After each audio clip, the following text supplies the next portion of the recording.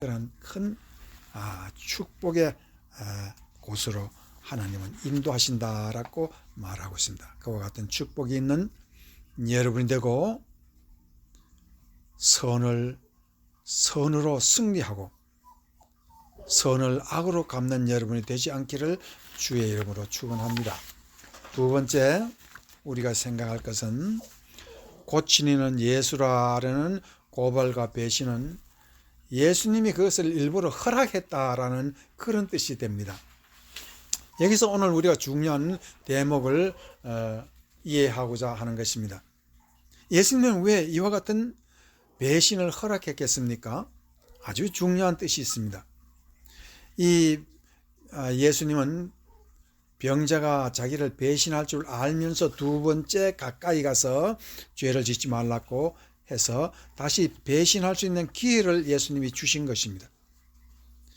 여러분이 다 아시는 바와 같이 유다를 제자로 뽑으신 것은 유다가 자기를 배신할 줄 알지만은 예수님은 유다를 제자로 불러들여서 최후의 만찬에서 배신할 때까지 예수님은 그를 가까이 두셨습니다. 그렇게 해야 어떤 뜻을 이루기 위한 것입니다. 마지막으로 마리아와 형제에게 오빠 나사로가 죽을 때 일부러 죽게끔 내버려 두고 마지막에 무덤에서 그를 부활시킴으로써 유대인들에게 심한 공포와 두려움을 주셔서 예수를 죽이도록 스스로 길을 열어주신 것입니다. 이러한 일련의 사건을 통해서 예수님은 계획적으로 자기 자신을 십자가의 사건을 유발하게끔 하셨다는 것이 참 중요한 거기에 의미가 있는 것입니다. 그래서 예수님이 십자가는 타의로 된 것이 아니라 자의로 이렇게 십자가를 가까이 가셨다는 것을 알 수가 있습니다. 그래서 예수님은 십자가를 늘 우리에게 지고 따라오라 하는 그 뜻을 우리에게 가르치고자 하는 것입니다. 십자가는 그러므로 우리가 십자가 없이는 생각하지 아니하고 십자가 없이는 행동을 또한 할 수 없다는 것을 성경은 가르칩니다. 그래서 예수님은 십자가 지고 나를 따르라 하는 것은 참 의미가 큽니다. 왜 그러면 우리에게 십자가가 필요합니까? 요한일서 3장 15절 말씀입니다. 요한일서 3장 15절 말씀에는 그 형제를 미워하는 자마다 살인하는 자니 살인하는 자마다 영생이 그 속에 거하지 아니하는 것을 너희가 아는 바라. 여러분, 형제를 미워하는 자마다 살인하는 자라고 말을 하고 있습니다. 여러분은 살면서 남 미워한 적 없습니까? 만약 미워하지 한 적이 없다 하면 그건 거짓말이지요. 그러면 우리는 전부 다 살인자입니다.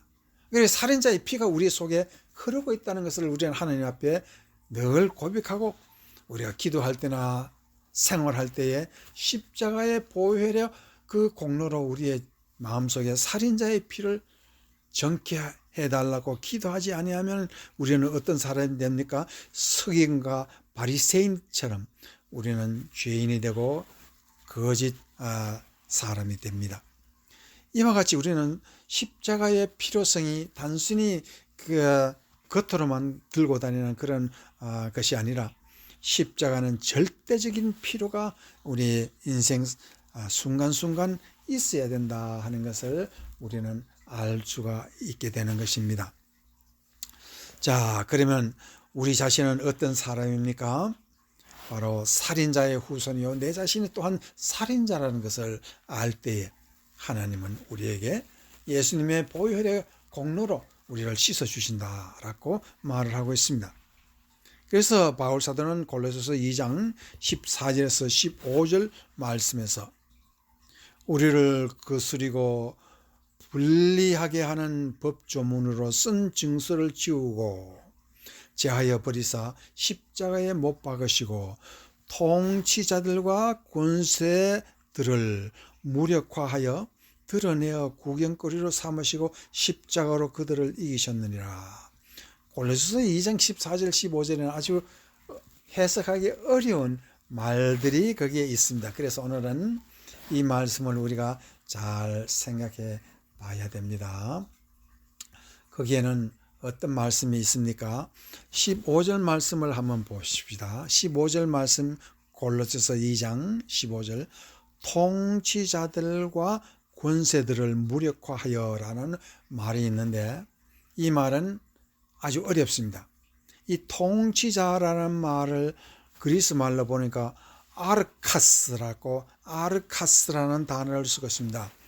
아르카스라는 말은 우두머리라는 뜻입니다. 대장, 우두머리, 이 통치자의 뜻은 그렇습니다. 그러면 무슨 대장입니까? 이 통치자 아르카스는 거짓말 대장을 두고 얘기합니다. 참 기가 막히는 말씀이지요. 그리스 말로 보면 아주 쉬워집니다만은 그 자체로 번역된 말로 보면 도저히 이해가 되지 않는 말입니다. 그런데 여러분이 잘 아시는 바와 같이 성령은 어떤 분이라 하였습니까? 성령은 진리의 영이라고 했습니다.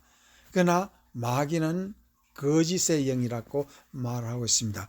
오늘 이 통치자들은 바로 거짓말 대장, 거짓말 우두머리 마귀를 두고 말하고 있습니다. 그 마귀들은 어떤 권세를 가지고 있습니까?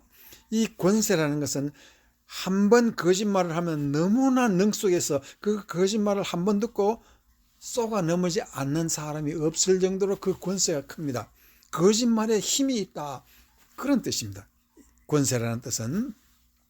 그래서 이런 거짓말의 권세를 무엇으로 대승을 예수님이 하셨습니까?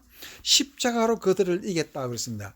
예수님이 큰 최후의 승리를 하는데 그것을 십자가에서 이들이 거짓말하는 것을 완전히 패배시켰다라고 말하고 있습니다. 그리고 또한 우리는 십자가가 늘 필요하고 중요한 것은 십자가가 아니면 진리와 거짓을 분간할 수 없는 이 세상에 얼마나 많은 거짓말들이 세상에 가득합니다.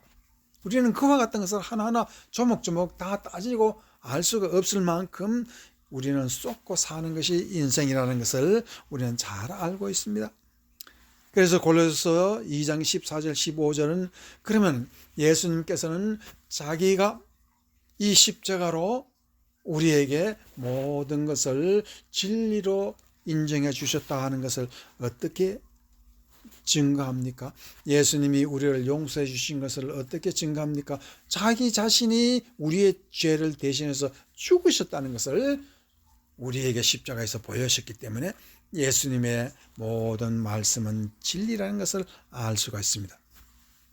그래서 우리는 중요한 거짓말이 무엇이냐? 자, 거짓말 한 가지를 우리는 예를 들어서 생각해 보겠습니다.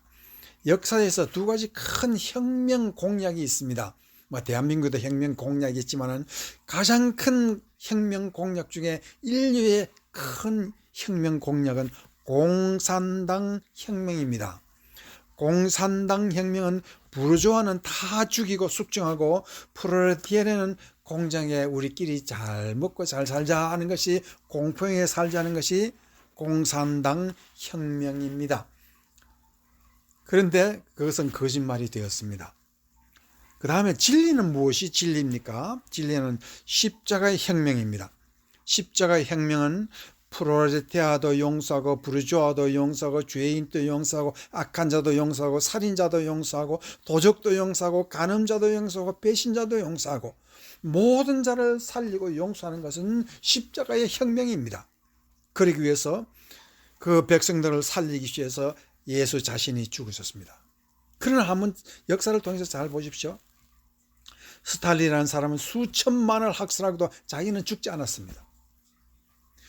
킬링필드의 주역자 폴 포트라는 캄보디아 공산당 수도 우두머리지요. 그 우두머리 그 사람은요 수백만 명을 죽였습니다. 그래서 캄보디아 그 나라 자체가 킬링필드 사람 죽이는 땅이라고 그렇게 말을 하고 영화도 있었습니다. 그러나 많은 사람은 죽여도 자기 자신은 죽지 않았습니다. 대통령도 그렇고 김일성도 그렇고 김정일도 김정은 또 그랬습니다. 우리는 역사에서 진리가 무엇인지를 어떻게 압니까? 십자가를 통해서 예수님은 죽으셨지만은 이 백성들 거짓말 대장들은 절대로 죽지 않는다는 것을 말을 하고 있습니다.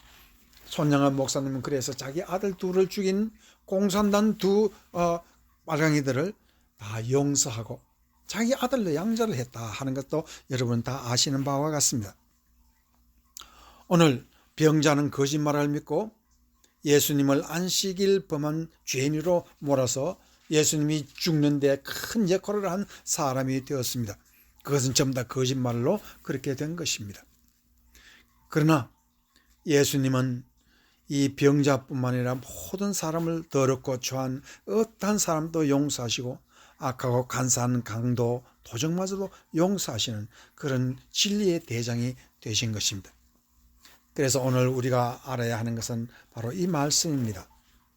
사람을 죄의 사슬로 묶는 그와 같은 거짓말 대장은 우리에게 얼마나 강하게 임하고 오지만은 우리는 십자가를 통해서 예수님의 그 거룩하신 피로서 우리는 능히 이길 수 있다는 것을 우리가 말하고 있습니다. 그렇다면은 인생에서 완전한 승리는 어디에 있습니까? 축복은 어디에 있습니까? 십자가를 질 줄 아는 사람만이 진리와 거짓을 깨닫고 그 사람만은 우리가 잠시도 십자가 없이 어떤 생각을 하지 아니하고 십자가 없이 행동하지 않는 예수님의 그 뒤를 따라가는 사람이 되는 것입니다. 그리고 우리 하나님은 우리에게 말합니다. 십자가를 지고 오는 사람에게는 이 땅에 기름진 축복과 하늘의 풍성한 복을 주신다고 약속을 하고 있습니다. 이제 오늘 우리는 예수님의 거룩하신 자기 자신을 배신하도록 만들어주시는 그 의미를 통해서 십자가를 스스로 지려고 하는 자기의 고의적인 의도를 우리는 알 수 있고 예수님은 십자가로 한 발짝 한 발짝 가까이 갔다는 것을 알 수가 있습니다. 그와 같이 우리도 우리의 삶과 행동이 십자가를 향해서 걸어가는 그 사람이 될 때 하늘의 축복, 땅에 기름진 것이 바로 여러분의 앞날이 될 줄 믿습니다. 그와 같은 복을 받는 여러분이 되시기를 간절히 축원합니다. 아멘. 25분 쓰고